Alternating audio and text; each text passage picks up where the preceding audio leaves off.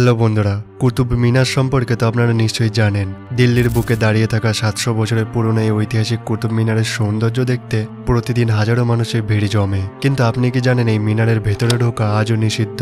এমন কি ঘটেছিল 1981 সালের 4 ডিসেম্বরের সেই দিন, যে কারণে আজও 40 বছর পরেও এই মিনারের ভেতরে প্রবেশ নিষিদ্ধ? এর পেছনে আছে এক মর্মান্তিক ঘটনা। আসুন বিস্তারিত জেনে নিই। 1981 সালের 4 ডিসেম্বর শুক্রবারের সেই দিন কুতুব মিনারে ভিড় জমেছিল পর্যটক আর ছাত্রদের। হঠাৎ বিদ্যুৎ চলে গেল আর অন্ধকারে ঢাকা পড়ল মিনারের সরু সিঁড়ি।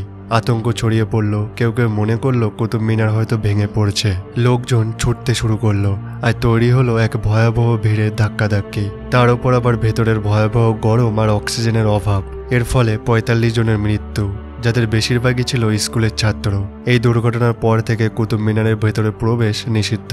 সরকার সুরক্ষার কারণে এই সিদ্ধান্ত নেয়, যাতে আর কখনো এমন ট্র্যাজেডি না ঘটে।